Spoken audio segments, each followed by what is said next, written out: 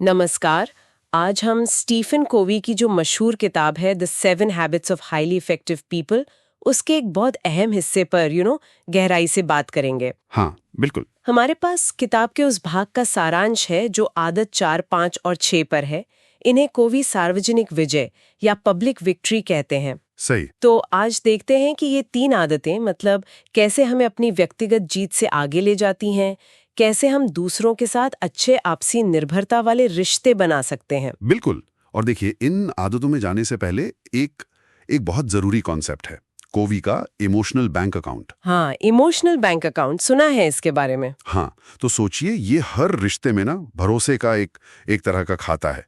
जब आप वादे निभाते हैं, किसी के लिए कुछ अच्छा करते हैं, तो आप इसमें जमा कर रहे हैं। अच्छा, डिपॉजिट्स। Exactly, deposits. और जब आप रूखे होते हैं या भरोसा तोड़ते हैं, तो वो निकासी है, विथड्रॉवल्स। और मजबूत रिश्तों के लिए, और खासकर जो हम आगे बात करेंगे, जीत जीत वाली सोच, उसके लिए इस खाते में अच्छा बैलेंस होना बहुत जरूरी है। ये तो बड़ा दिलचस्प कनेक्शन है। मतलब ये इमोशनल बैंक अकाउंट एक तरह से वो जमीन है जिस पर बाकी आदतें खड़ी होंगी, है ना? बिल्कुल बिल्कुल, ये बुनियाद है। चलिए फिर चौथी आदत पर आते हैं, हमेशा जीत जीत सोचें। Think win win. ये सुनने में तो मतलब अच्छा लगता है, पर क्या ये सिर्फ कॉम्प्रोमाइज करना है, समझौता? नहीं नहीं, बिल्कुल नहीं। देखिए, समझौता जो होता है ना, वो अक्सर हार हार जैसा हो जाता है। मतलब दोनों ने कुछ ना कुछ गंवा दिया। हाँ, ये बात तो है। जीत जीत एक मानसिकता है, एक नजरिया है, ये विश्वास के भाई दुनिया में सबके लिए काफी है ना? कोवी तो बताते हैं कि बातचीत के 6 तरीके होते हैं। 6? जी, अच्छा। हाँ।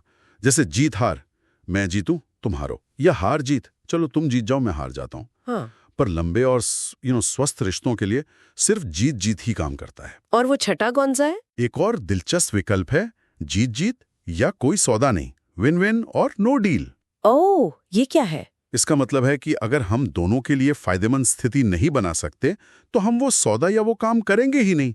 कम से कम रिश्ता तो खराब नहीं होगा ना। वाह, ये कोई सौदा नहीं वाला आइडिया तो वाकई में मतलब बहुत पावरफुल है। हाँ। सोचिए, अगर ऑफिस में कोई प्रोजेक्ट है, अगर मैं और मेरा साथी बस अपनी अपनी चलाएं तो शायद काम बिगड़ जाए, वो जीत हार हो गया। बिल्कुल। लेकिन अगर हम बैठें, समझें कि भाई तुम्हारी ताकत क्या है, मेरी क्या है, और काम ऐसे बांटें कि दोनों का भला हो, दोनों सक्सेसफुल हो, तो ये हुई ना जीत जीत वाली बात। एकदम सही।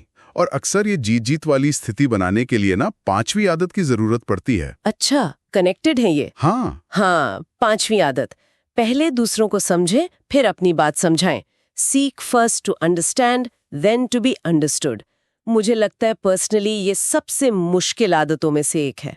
हाँ, सच कहा, बहुत मुश्किल है। हम सब बस अपनी कहने के लिए इतने उतावले रहते हैं कि दूसरे को सुनना वो तो जैसे भूल ही जाते हैं। बिल्कुल। और कोवी यहाँ सहानुभूतिपूर्ण सुनने यानी एम्पैथेटिक लिसनिंग पे बहुत जोर देते हैं। Empathetic listening. हाँ, इसका मतलब सिर्फ शब्द पकड़ना नहीं है, बल्कि सामने वाले की भावनाएं, उसका नजरिया, उसको महसूस करना है। ज्यादातर लोग क्या करते हैं, वो सुनते हैं जवाब देने के लिए। हाँ, बिल्कुल। हाँ, मन में जवाब तैयार हो रहा होता है। एग्जैक्टली। समझने के लिए नहीं सुनते। और जब आप सच में दिल से किसी को समझते हैं ना, तभी वो इंसान आपकी बात सुनने और समझने को तैयार होता है। और ये उस इमोशनल बैंक अकाउंट में भी एक बहुत बड़ा डिपॉजिट है। इसका एक सीधा सा उदाहरण शायद घर पर ही मिल जाए। मान लीजिए बच्चा स्कूल से अपसेट होकर आया है। हाँ। अगर हम आते ही लेक्चर देना शुरू कर दें या सलाह देने लगें, तो वो शायद और चुप हो जाएगा। बिल्कुल, डिफेंसिव हो जाएगा। हाँ, पर अगर हम बस बैठें, सुने, पूछें कि क्या हुआ, कैसा महसूस हो रहा है, उसकी परेशानी को सच में समझने की कोशिश करें, तो शायद वो खुद ही कोई हल निकाल ले, या कम से कम हमारी सलाह सुनने को तैयार तो होगा। एकदम सही। और जब आप एक दूसरे को समझने लगते हैं और वो जीत जीत वाली मानसिकता भी होती है, तब आती है छठी आदत। उसका जादू तब चलता है। छठी आदत, तालमेल बिठाएं, synergise.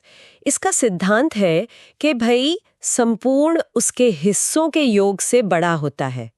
The whole is greater than the sum of its parts.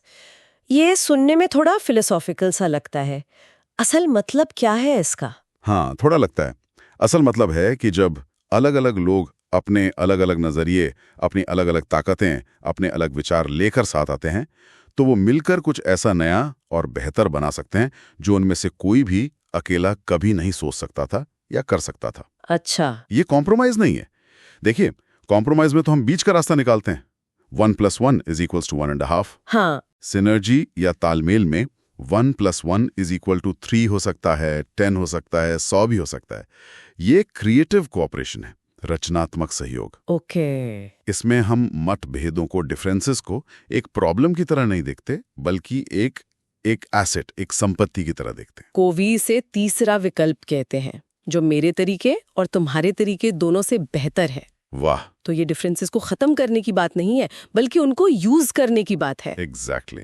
जैसे मान लीजिए टीम में 2 लोग हैं, मार्केटिंग प्लान पर उनकी बन नहीं रही। एक कह रहा है पूरा फोकस ऑनलाइन एड्स पर करो, दूसरा कह रहा है नहीं, फील्ड इवेंट जरूरी है। हाँ, आम सिचुएशन है। तो बजाय बहस करने के अगर वो तालमेल बिठाएं, सिनर्जी लाएं, तो शायद वो मिलकर एक ऐसा हाइब्रिड प्लान सोच लें जिसमें ऑनलाइन भी हो और फील्ड इवेंट्स भी हो, और वो शायद दोनों के अकेले प्लान से ज्यादा कामयाब हो। बिल्कुल। हो सकता है वो इन्फ्लुएंसर्स के साथ मिलकर कुछ ऐसा इवेंट प्लान करें जिसका ऑनलाइन और ऑफलाइन दोनों जगह असर हो। ये तालमेल है। समझ गए। ये क्रिएटिविटी का सबसे ऊंचा लेवल है, और ये पहली 5 आदतों पर ही बनता है। बिना उनके ये मुमकिन नहीं। तो अगर हम संक्षेप में देखें, ये तीनों आदतें, जीत जीत सोचना, पहले समझना फिर समझाना और तालमेल बिठाना, ये हमें अकेले काम करने से निकालकर सहयोग की दुनिया में ले जाती हैं। Public victory. हाँ, और ये समझना बहुत जरूरी है कि आपसी निर्भरता मतलब इंटरडिपेंडेंस कोई कमजोरी नहीं है। ये कमजोरी नहीं है कि मुझे तुम्हारी जरूरत है, बल्कि ये पहचानना है कि हम साथ मिलकर ज्यादा हासिल कर सकते हैं। ये एक ताकत है। ये आदतें हमें बेहतर टीम मेंबर, बेहतर लीडर और यहाँ तक कि बेहतर दोस्त, बेहतर पार्टनर, बेहतर फैमिली मेंबर बनने में मदद करती हैं। बिल्कुल। आज की इस सारी बातचीत के बाद मेरे मन में एक सवाल आ रहा है सोचने के लिए। हाँ, बताइए। कि अगर हम सब अपनी रोजमर्रा की बातचीत में, चाहे वो ऑफिस में किसी से थोड़ी असहमति हो या घर पर किसी से, बस एक कोशिश करें जानबूझकर कि पहले सामने वाले के नजरिए को, उसकी बात को पूरी तरह समझने की कोशिश करें, सिर्फ एक पल के लिए ही सही, तो हमारे रिश्तों पर और जो नतीजे हमें मिलते हैं उन पर इसका क्या असर पड़ेगा? बहुत गहरा सवाल है, सोचने वाली बात है वाकई। इसका असर शायद हमारी कल्पना से भी ज्यादा बड़ा हो सकता है।